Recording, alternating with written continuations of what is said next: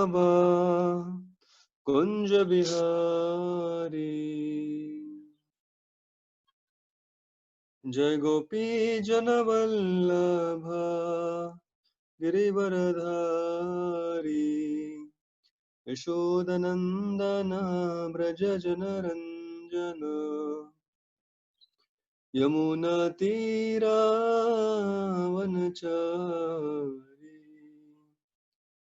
जय राधा माधव कुंज बिहारी।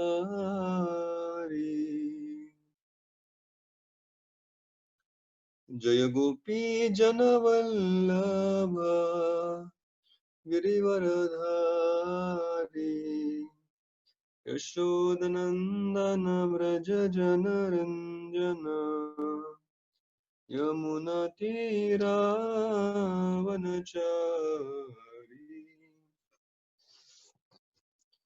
हरे कृष्ण कृष्ण कृष्ण हरे हरे, हरे राम राम राम हरे हरे। हरे कृष्ण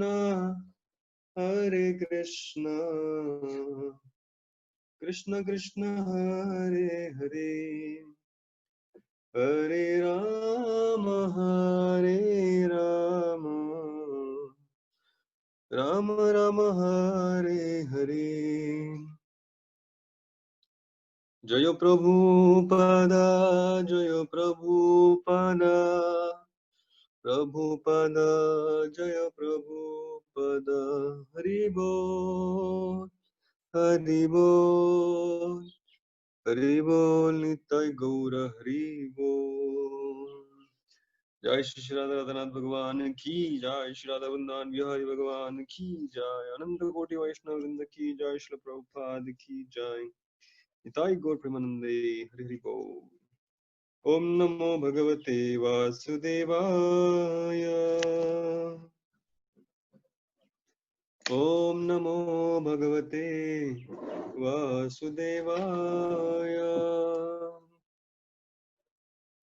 ओम नमो भगवते वासुदेवाय।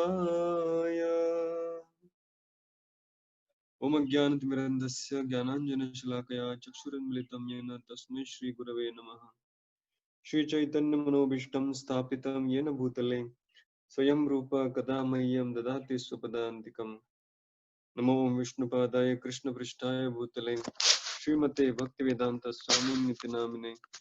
नमस्ते सारस्वती देवे गौरवाणी प्रचारिणे, निर्विशेष शून्यवादी पाश्चात्य देशतारिणे। जय श्री कृष्ण चैतन्य प्रभु नित्यानंद, श्री अद्वैत गदाधर श्रीवासदि गौर भक्तवृंद। हरे कृष्ण कृष्ण कृष्ण हरे हरे, हरे राम राम राम हरे हरे। हरे कृष्णा। सभी भक्तों का आज के इस गीता के सत्र में स्वागत करते हैं। आज के इस सत्र में हम 15वें अध्याय की चर्चा करेंगे, जिसको हमने पिछली बार आरंभ किया था। इस अध्याय के हमने 4 भाग किए थे, जिसकी आपको कुछ याद होगा। तो पहले भाग में 1 से लेकर 5वें श्लोक तक भगवान इस संसार का वर्णन करते हैं, किस तरह ये संसार कार्य करता है, और फिर भगवान उसके पश्चात संसार का अनुभव क्या है व्यक्ति का, उसका वर्णन करेंगे 6 से लेकर 11वें श्लोक तक। फिर कैसे भगवान ही स्वयं इस संसार में पालन करता और जीवों के सहायक बनकर रहते हैं, उसका वर्णन भगवान 19 से लेकर 12 से लेकर 15वें श्लोक तक करते हैं। और फिर 16, 17, 18 3 श्लोकों में वेदों का सार क्या है उसके बारे में बताते हैं। और फिर 19 और 20वें श्लोक में फलस्तुति यानी इस सार को जानने से, कृष्ण को पहचानने से, पुरुषोत्तम को जानने से इस पुरुषोत्तम योग से क्या फायदा होता है उसके बारे में वर्णन करेंगे। तो हमने इस वृक्ष की चर्चा की थी पिछली 2 बार। ऊर्ध्वमूलम् अधःशाखम् अश्वत्थं प्राहुरव्ययम् तांसी यस्य पर्णानि यस्तं वेद स वेदवेद। ऊर्ध्वमूलम अधशाखम। ये संसार, ये भौतिक जगत एक ऐसा वृक्ष है जो उल्टा खड़ा है। प्रभुपाद बताते हैं उल्टा वृक्ष कहाँ मिलता है? जलाशय के किनारे में दिखाई देता है। यानी वास्तविक वृक्ष भी है जिसका प्रतिबिंब पानी में गिरा है। वैसे ही वास्तविक जगत, शाश्वत जगत तो आध्यात्मिक जगत है, लेकिन हमारी इच्छा के पानी के ऊपर, जल के ऊपर ये पूरे भौतिक संसार का वृक्ष आधार ले रहा है। और यह संसार का वृक्ष है ऊर्ध्वमूलम अधशाखम। इसकी शाखाएं नीचे है और इसका मूल हवा में है, ऊपर की तरफ है। अश्वत्थम, इसको अश्वत्थ यानी बरगद का पेड़ कहा गया है। प्राहु कहा जाता है। छंदांसी यस्य पर्णानि, इसके जो पत्ते हैं वैदिक छंद या वैदिक मंत्र हैं जो इस वृक्ष में रहने के लिए लोगों को प्रोत्साहन देते हैं। भौतिक तृप्ति करने के लिए कर्मकांड का जो सेक्शन है वेदों का, वो अलग अलग प्रकार की पूजा अर्चना करके इसी वृक्ष में कैसे आप हरे भरे रह सकते हैं, कैसे आपका पालन पोषण होगा, उसका वर्णन वेद करते हैं। इसलिए उनको पर्णों की तुलना की गई है। फिर कहते हैं प्रसिद्धा तस्य शाखा गुण प्रवृद्धा विषय प्रवाला। तो अधश्च ऊर्ध्वम प्रसिद्धा तस्य शाखा, उसकी जो शाखाएं हैं अध ऊपर भी जाती है नीचे भी जाती है। ऊपर यानी ब्रह्मलोक जो सबसे ऊपर है, फिर जनलोक, तपलोक, स्वर्गलोक इत्यादि, उस तरफ कभी जीव बढ़ता है तो कभी उसकी शाखाएं नीचे की तरफ जाती है। अध यानी नीचे जाती है, यानी निचले लोक में जाती है। अतल, वितल, पाताल, रसातल इत्यादि। गुण प्रवृद्धा, इस वृक्ष की वृद्धि करने के लिए जो सिंचन है, जल क्या है? 3 गुण है। 3 गुण के प्रभाव से वृक्ष की ताकत बढ़ती है। विषय प्रवाला, और जो इसकी नई ब्रांचेस है वो कहा, जैसे इंद्रिय है, वो इंद्रिय किस तरफ बढ़ते हैं? प्रवाल यानी इंद्रिय विषयों की तरफ बढ़ते हैं। अदश्य मूलानी अनुसंततानी, फिर इसकी तो और भी मूल है जो नीचे की तरफ बढ़ते हैं। अदश्य मूलानी अनुसंततानी कर्माणु बंधिनी मनुष्य लोके, और फिर ये मूल व्यक्ति को कर्म बंधन में अटका देते हैं। ये जो मूल है वो क्या है? व्यक्ति का अनुभव इस जगत में, जितने भी उन्होंने इसकी इंद्र तृप्ति की है, उस इंद्र तृप्ति की वजह से कुछ उसको अच्छे अनुभव आए हैं, कुछ खराब अनुभव आए, तो उसकी वजह से उसके स्वभाव में राग और द्वेष उत्पन्न हुए हैं। और ये राग द्वेष के चलते वो इस संसार में कौन सी भौतिक चीजों को स्वीकारना है, कौन सी भौतिक चीजों को दूर रखना है, इसके बारे में विचार करते रहता है। और पाप पुण्य में लग के कर्म के चक्कर में जन्म जन्मांतर के लिए अटक जाते हैं। यहाँ तक हमने चर्चा की थी। और फिर भगवान बताते हैं अगले श्लोक में, तीसरे श्लोक में, जो हम आज आरंभ करेंगे। तो 2 श्लोक हमारी चर्चा हुई थी पिछली बार, अभी भगवान आगे वर्णन करेंगे। तो श्लोक क्रमांक 3 है, न रूपमस्य इह तथोपलभ्यते नान्तो न च आदिर् न च संप्रतिष्ठा अश्वत्थमेनं सुविरूढमूलम् असंग शस्त्रेण दृढ़ेन छित्त्वा। तो बहुत महत्वपूर्ण है कि जैसे हमने देखा पहले श्लोक में, यस्तम वेदस वेदवित्, इस वृक्ष के बारे में अगर किसी को पूरी जानकारी हो गई तो उसने सारे वेदों को समझ लिया, ऐसा जानना चाहिए। अब इस वृक्ष के बारे में बहुत ही महत्वपूर्ण जानकारी यहाँ पर दी जा रही है इस तीसरे श्लोक के पहले 2 लाइन में। क्या है इसकी जानकारी? न रूपम अस्य इह तथोपलभ्यते अंत न च आदि संप्रतिष्ठा। इस चीज समझना बहुत महत्वपूर्ण है कि इस वृक्ष को आप समझ नहीं सकते। समझ गए? जैसे बाइबल में भी स्टेटमेंट आता है, one who says that I know knows nothing, but one who says I don't, he actually knows। मतलब जो समझता है कि इस दुनिया को मैं समझ गया, कैसे दुनिया काम करती है, मतलब एक्चुअली वो कुछ समझा नहीं। लेकिन जो व्यक्ति समझता है कि नहीं, इस प्रकृति को मैं समझ नहीं सकता, भगवान की शक्ति कैसे कार्य करती है मैं जान नहीं पा रहा हूँ, तो वो सच में बुद्धिमान है, वो चीजों को समझ। उपमस्य यह तथा उपलभ्यते न अंत न च आदिर न संप्रतिष्ठ। तो कई बार ये समझना बहुत महत्वपूर्ण है कि कौन सी चीजें हम नहीं समझ सकते, क्योंकि जीवन में क्या क्या चीजें करना चाहिए, उससे ज्यादा क्या क्या नहीं करना चाहिए जानना बहुत महत्वपूर्ण है।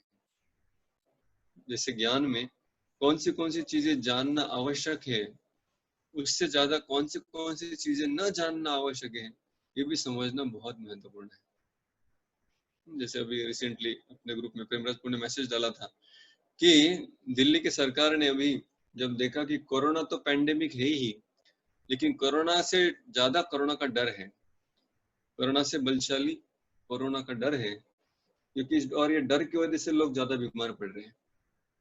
Psychological people are getting disturb, लोग बहुत ही मानसिक वेदनाओं में है, मानसिक अस्वास्थ्य में है, और अपने आप को संभाल नहीं पा रहे, अपने मन को संभाल नहीं पा रहे, सहला नहीं पा रहे।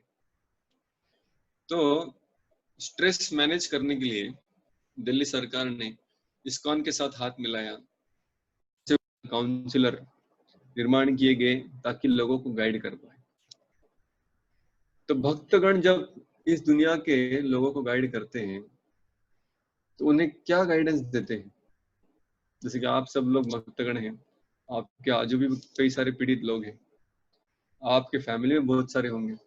कभी कभी प्रकृति का प्रभाव इतना जोरदार होता है कि कभी कभी भक्त भी स्वयं उससे प्रभावित हो जाते हैं और उनका भी मन विचलित होने लगता है। तो पहले अपने मन को संभालना पड़ता है और फिर जाके आगे जो समाज है, जो हमारे इर्द गिर्द जो लोग हैं, उनकी मदद करने के लिए हम उपलब्ध हो सकते हैं। तो इस श्लोक में स्ट्रेस मैनेजमेंट का एक फॉर्मूला बताया गया है। क्या है वो फॉर्मूला? न रूपम अस्य इह तथोपलभ्यते, न अंतो न च आदिर न संप्रतिष्ठा।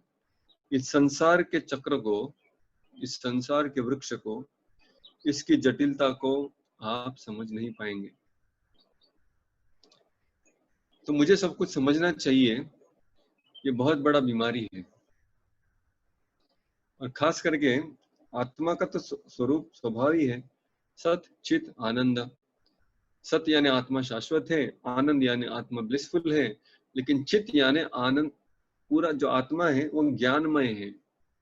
और अपना मूल स्वरूप ज्ञानमय होने के कारण जब हम इस भौतिक शरीर में भी आ जाते हैं, हम सोचते हैं कि मुझे सब कुछ मालूम होना चाहिए। लेकिन जब दुनिया में ऐसी परिस्थिति निर्माण होती है जिसके बारे में सब कुछ मालूम नहीं हो सकता, तब मनुष्य की बुद्धि चक्कर खा लेती है। अब तक उसने सारी समस्या अपने बुद्धि से सुलझाई, अब तक उसने सारे परिस्थितियां अपने बुद्धि से समझ ली, लेकिन अब जब ऐसी समस्या सामने आ जाती है जिसमें उसका लॉजिक, अंडरस्टैंडिंग, इंफॉर्मेशन कुछ काम नहीं करता है, तब जाकर उसकी बुद्धि चक्कर खा लेती है और मन भ्रमित हो जाता है और स्ट्रेस लेवल बढ़ जाता है। तो जब उसको समझ ही नहीं सकते तो फिर उसको सॉल्व करने का तो और भयंकर प्रयास है।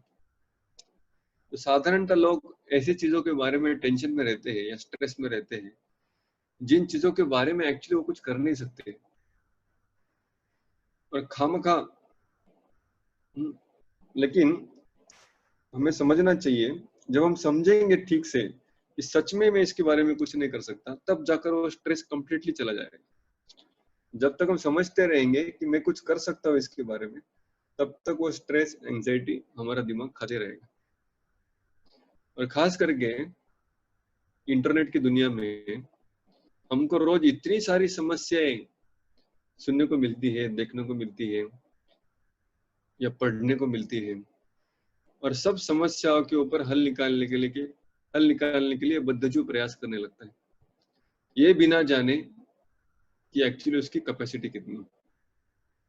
अगर किसी व्यक्ति को अपनी कैपेसिटी का ज्ञान नहीं है और वो कुछ समस्या का निदान करने के लिए कूद जाए, अगर कोई डूब रहा है और आप तैरना नहीं जानते लेकिन आप भी डूब गए उसके साथ, आपने भी छलांग लगा दी, क्यों? मैं चाहता था कि उसे मदद करूं, मेरा दिल जला कि अरे ये कैसे मर सकता है मेरे होते हुए, और फिर इमोशन में आके, भाव में आकर मैंने कूदी लगा दी। आपने कूदी लगाई, मगर क्या आपने देखा कि आप में कैपेसिटी है? अगर आप में कैपेसिटी नहीं है तो कॉमन सेंस है कि आपको कूदना नहीं चाहिए। ये तो क्या होगा, समस्याओं को आपने डबल कर दिया। पहले एक आदमी डूब रहा था, अभी 2 आदमी डूब रहे हैं। लेकिन जब इंटरनेट हमारे सामने बहुत सारी चीजें खड़ा कर देता है, सारी दुनिया की, अलग अलग राष्ट्रों की, एक राष्ट्र के अलग अलग विभागों की, financial crisis, recession, poverty, unemployment, cancer, corona, ये वो, रेप, ऐसे न जाने कितनी सारी समस्या हम हर रोज पढ़ते रहते हैं। और जो बुद्धिमान व्यक्ति है वो सोचता है कि मुझे कुछ करना चाहिए, मुझे कुछ करना चाहिए, मैं कुछ कर क्यों नहीं रहा हूँ। और वो सारी समस्या अगर पालने लगेगा, तो सबके ऊपर सोल्यूशन निकालने का प्रयास करेगा, तो उसे बुद्धिमान नहीं कहेंगे। क्योंकि before he should estimate what is his capacity to handle and then jump into it. लेकिन अभी हम इतने इंफॉर्मेशन को हमारे दिमाग में एंट्री दे रहे हैं जिसको हम हैंडल नहीं कर सकते। तो बिना जाने कि कितना इंफॉर्मेशन हैंडल कर सकते हैं, अगर उतना इंफॉर्मेशन को हम एक्सपोज होते हैं तो स्ट्रेस बढ़ना ही है। तो इंटरनेट जब से बढ़ा है, तो खास करके सब जो चाहिए वो डाउनलोड कर सकता है।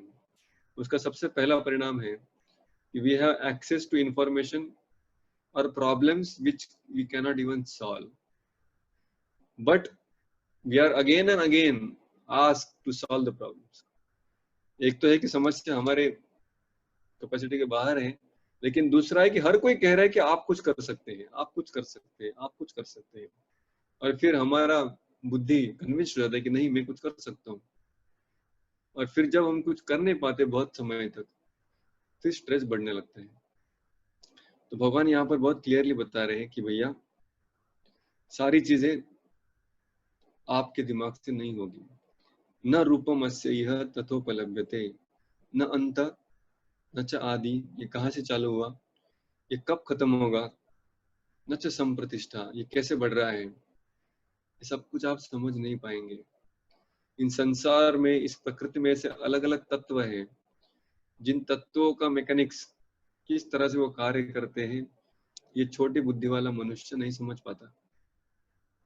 लेकिन ये एक्सेप्ट करने के लिए बहुत बुद्धि चाहिए, बहुत नम्रता चाहिए कि सब कुछ मैं नहीं समझ सकता। खास करके जो मॉडर्न एजुकेशन सिस्टम में पढ़े लिखे लोग हैं, उनका ये समस्या बहुत होता है, सब कुछ मुझे समझना चाहिए, या हर प्रॉब्लम का सॉल्यूशन मुझे आना चाहिए। क्योंकि 100 आउट ऑफ 100 चाहिए, तो फिर हर प्रॉब्लम मुझे सॉल्व करना ही चाहिए ना, जितना पेपर में आया है। तो वही फॉर्मूला वो जिंदगी में भी अप्लाई करते हैं। और जिंदगी में जब समस्या आती है तो उसको लगता है हर प्रॉब्लम का सॉल्यूशन मेरे पास होना चाहिए, क्योंकि मैं टॉपर हूँ, क्योंकि मैंने पढ़ाई जब किया तब सारे प्रॉब्लम में सॉल्व करता था। तो अभी ऐसा व्यक्ति जब जीवन की समस्याओं को देखता है तो बौखला जाता है, क्योंकि हर समस्या उसकी कैपेसिटी में नहीं होती। लेकिन भगवान कह रहे हैं डिप्रेस होने की कोई आवश्यकता नहीं है। भले समस्या आप सॉल्व नहीं कर सकते, लेकिन फिर इस समस्या को जब सामने देखते हैं तो करना क्या है। ये वृक्ष का इतना जंजाल वाला डिस्क्रिप्शन आपने यहाँ पर दिया, उसका हेतु क्या है, उसका प्रयोजन क्या है, क्यों इस वृक्ष के बारे में बता रहे हैं। जो इतना उल्टा पुल्टा, उसको इमेजिन करना भी कितना मुश्किल जा रहा है।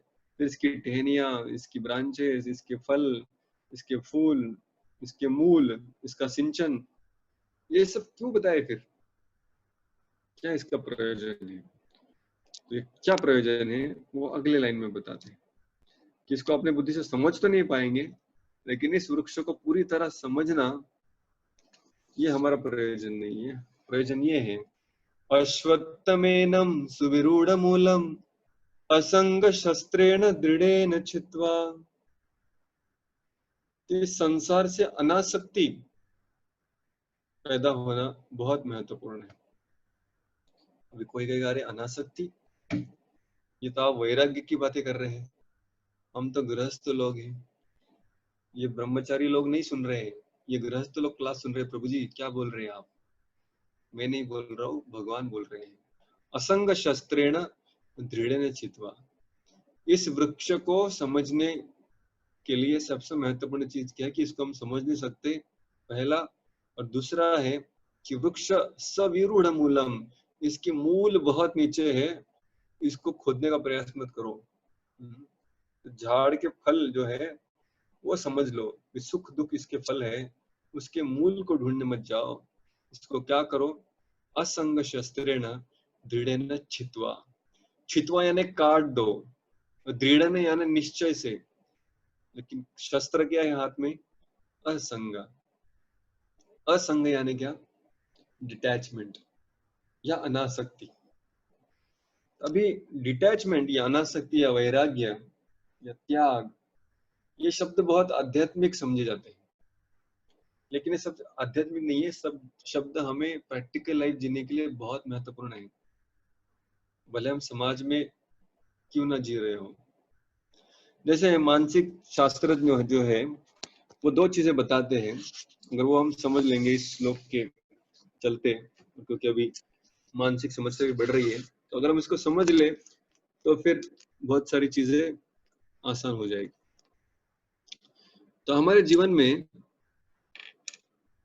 ऐसी कोई बातें होती हैं, ऐसी कुछ परिस्थितियां होती हैं जिसके बारे में हम कुछ कर सकते हैं, जिसको कहते हैं हमारे प्रभाव के अंदर जो चीजें हैं वो, उसको अंग्रेजी में कहते हैं सर्कल ऑफ इन्फ्लुएंस,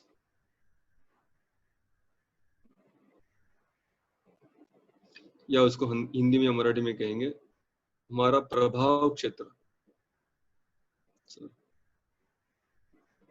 तो कितना एरिया है, कितने दायरे में हम अपना प्रभाव या हमारा इन्फ्लुएंस, या हम कुछ we can make a difference. लेकिन हमारी जिंदगी में या समाज में या हमारे इर्द गिर्द ऐसी बहुत सारी चीजें होती है जिनके बारे में हमें जानकारी है या उसके बारे में हम कुछ करना चाहते हैं, जिसको कहते हैं सर्कल ऑफ कंसर्न। कंसर्न यानी जिसके बारे में हम सोचते हैं, यानी हम फील फॉर इट, उसको क्या कहेंगे हिंदी में, कंसर्न यानी जिसके बारे में चिंता है, उसको कहते हैं चिंता क्षेत्र। ठीक है, तो दो चीजें हो गई, कुछ चीजें हैं जिनके ऊपर हमारा प्रभाव है और कुछ चीजें हैं जिनकी हमें चिंता है।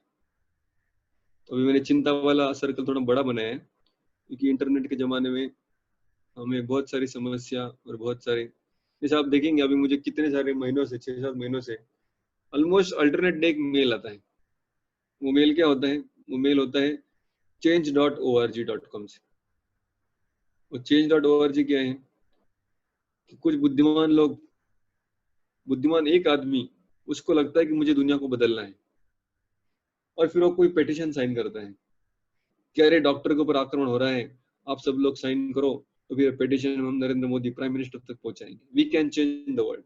तो change.org ऐसा ऑर्गेनाइजेशन तो दुनिया को बदलने के लिए चालू किया गया है। तो हर कोई आदमी जो भी करना चाहता है उसके लिए एक पिटीशन निर्माण करता है और पिटीशन को अपलोड कर देता है, और फिर हजारों लोग को उसका मिल जाता है, लाखों लोगों को। फिर जो जो उसके विचार के साथ, विचारधारा के साथ मान्य करते हैं, वो उसका पिटीशन साइन करते हैं, फिर वो आगे चलाते हैं। लेकिन ऐसे हजारों पिटीशन रोज के रोज लोग तैयार करते हैं, उसमें से कोई एक आध पिटीशन जाकर देश में कुछ हलचल करता है, छोटी छोटी मात्रा में। लेकिन लोगों को चेंज बहुत कुछ करना चाहते हैं।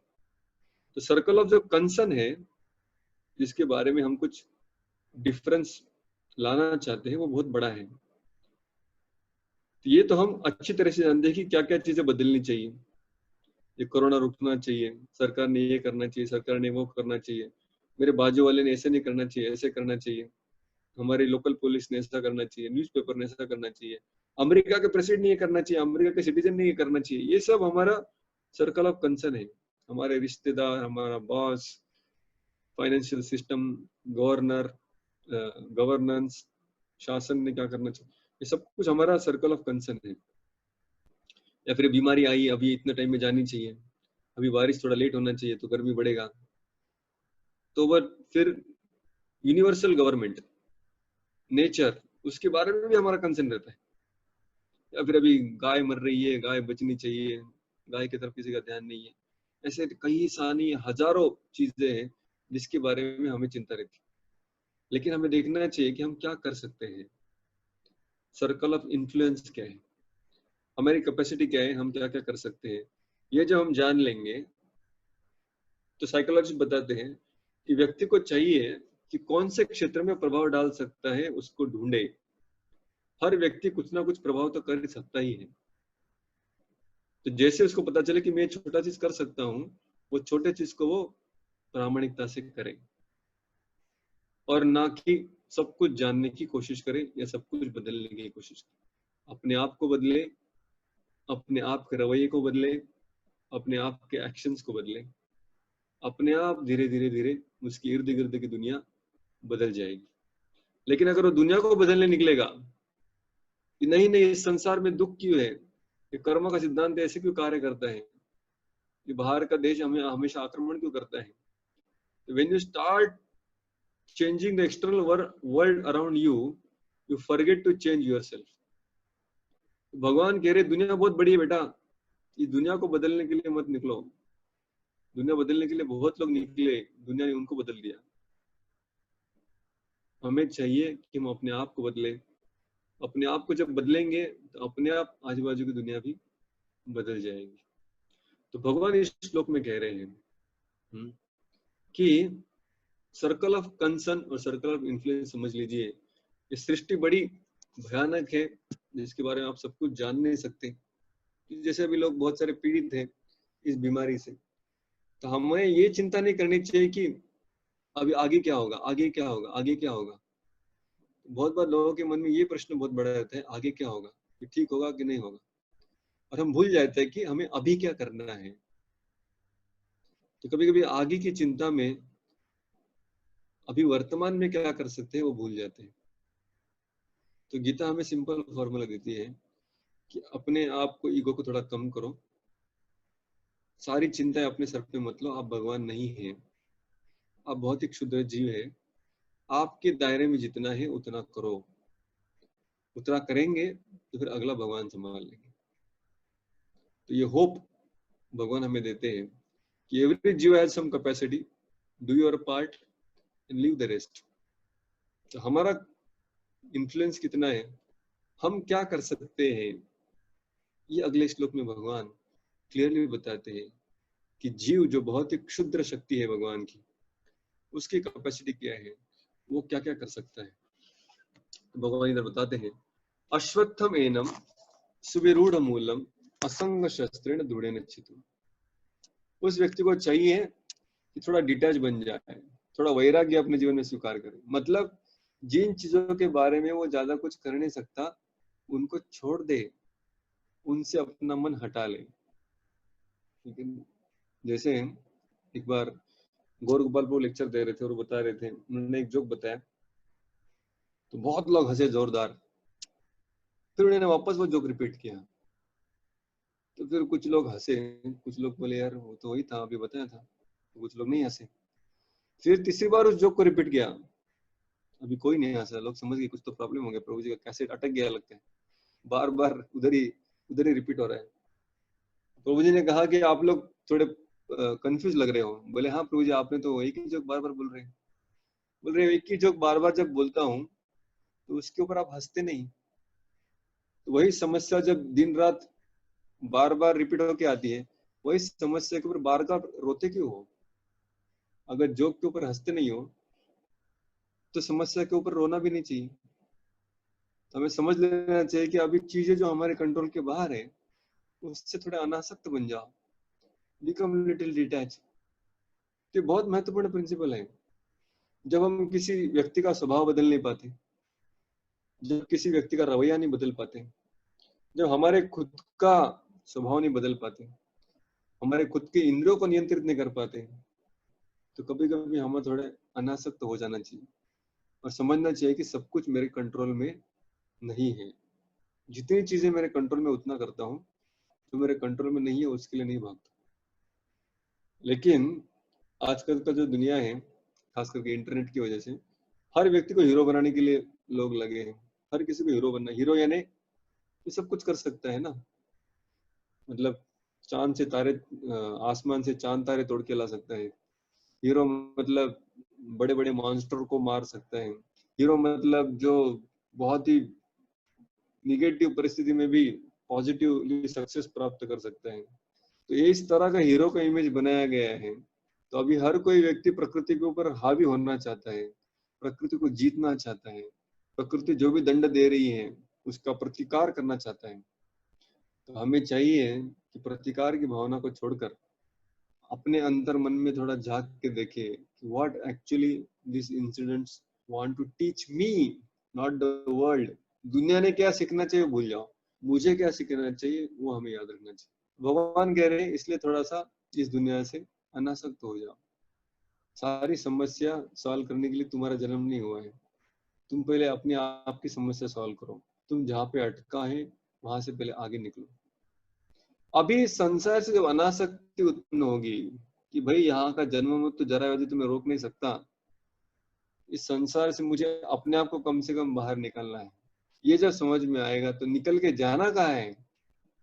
If I am not suppose to attach और think about this world, then whom I am suppose to think about. अगर मुझे इस दुनिया के समस्या के बारे में चिंता नहीं करनी है तो मेरी एक्चुअल समस्या क्या है, मेरा सर्कल ऑफ इन्फ्लुएंस क्या है, मेरा प्रभाव क्या है, क्या मेरी शक्ति है खुद की। भगवान बताए आपकी शक्ति क्या है, इस संसार से निकलकर बाहर निकलना। तत पदम तत्परिमार्गितव्यम यस्मिन् गता न निवर्तन्ति भूयः तमेव चाद्यं पुरुषं प्रपद्ये यत्त प्रवृत्ति प्रसृता पुराणी। भगवान कहते हैं इस संसार से थोड़ा अलग हो जाएंगे तभी तो जो रियल वृक्ष है, जो सच्चे आम लगे हैं उस वृक्ष में, वो खा पाएंगे ना। तो पहले उस परिस्थिति से अनासक्त हो जाओ। तो देखिए अनासक्त होना मतलब, अभी अगेन डिस्क्लेमर, कि अनासक्त होना मतलब ये नहीं कि अपनी जिम्मेदारी छोड़ देना। अगर कोई व्यक्ति आपके शरण में है, जैसे परिवार है, बच्चे हैं, पत्नी है या पति है, आपका जो भी जिम्मेदारी, सेवा है, जॉब है, तो ये जिम्मेदारी छोड़ना मतलब अनासक्त होना नहीं है। अनासक्त होना मतलब यू शुड कीप ट्राइंग, समस्या सॉल्व करने का प्रयास करना चाहिए, मगर हृदय से ये बात निकाल देनी चाहिए कि मैं हमेशा सक्सेसफुल रहूंगा।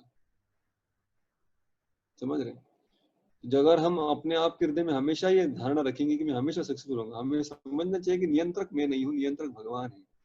आई can do my part but I alone will not be able to change the whole world. जैसे हमने पहले 14वें अध्याय में देखा, त्रिगुणातीत व्यक्ति का लक्षण क्या है कि वो अपने आप को अकर्ता मानता है। अकर्ता यानी सब कुछ मैं ही नहीं कर रहा हूँ, ओवरऑल डिसाइडिंग फैक्टर मैं और मेरी इच्छा या मेरे प्रयास नहीं है। ओवरऑल डिसाइडिंग फैक्टर और बाकी भी बहुत सारे हैं।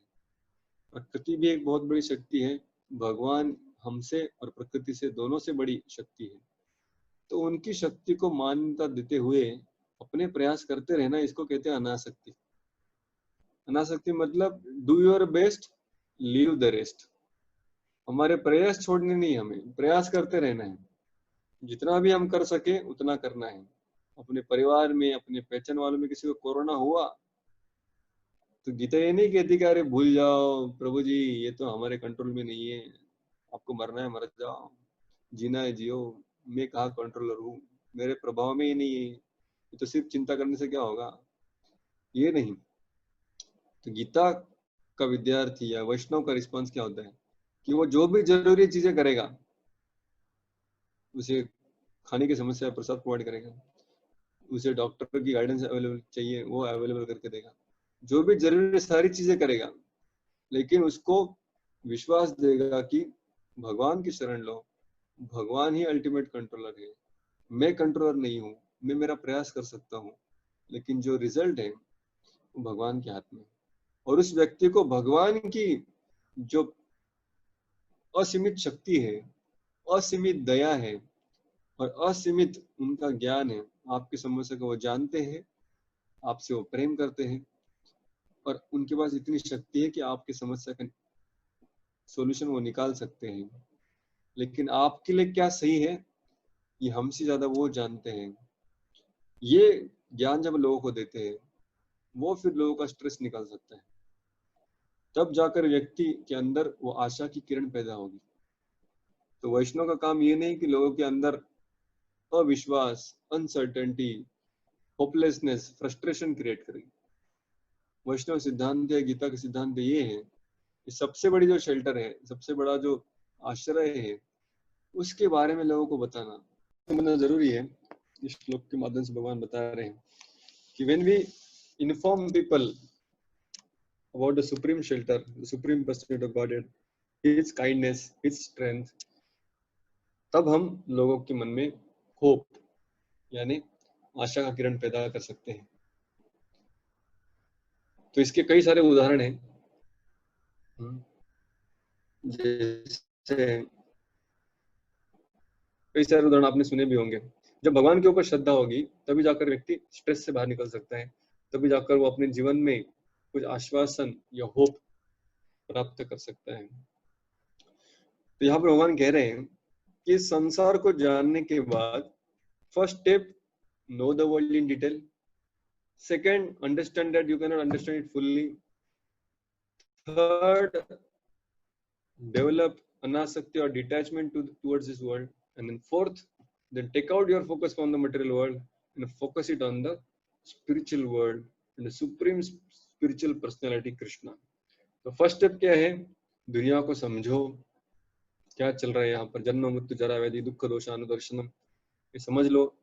सेकंड स्टेप, समझ लो कि दुनिया को मैं थोड़े बहुत तो स्तर पर समझ गया, लेकिन इसका सब कुछ डिटेल में समझना मुझसे पॉसिबल नहीं है, अशक्य है। थर्ड स्टेप, फिर इस दुनिया से अनासक्ति पैदा करो कि हर चीज मेरे नियंत्रण में नहीं है, भले मैं जानता हूं उस समस्या के बारे में, लेकिन मेरे पास वो सॉल्यूशन नहीं है, तो इसलिए सिर्फ उसके बारे में चिंता करने से कुछ नहीं होगा। It will unnecessarily create stress और मैं और निगेटिविटी के दलदल में फंसता जाऊंगा। ये मुझसे नियंत्रण नहीं होता, वो मुझसे नियंत्रण नहीं होता, तो थोड़ा चीजों से अनासक्त भी हो जाओ। तो ये बहुत महत्वपूर्ण है। हर व्यक्ति के जीवन में ऐसी समस्या आएगी जिसमें उसे समझ में आएगा कि मेरी शक्ति के परे है। मैंने बहुत ट्राई किया लेकिन ये व्यक्ति सुधरता ही नहीं, मैंने बहुत ट्राई किया लेकिन मेरा सुनता ही नहीं, मैंने बहुत ट्राई किया लेकिन मेरा मन, मेरी इंद्रिया मेरे सुनते ही नहीं।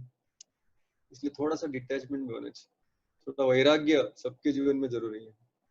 तो वैरागी लोगों के जीवन में तो जरूरी है ही, लेकिन सभी लोगों के जीवन में जीवन जीने के लिए ये अनासक्ति, detachment, detachment but with full efforts, प्रयास करते रहना है, लेकिन भरोसा खुद पे नहीं, भरोसा भगवान के ऊपर होना चाहिए।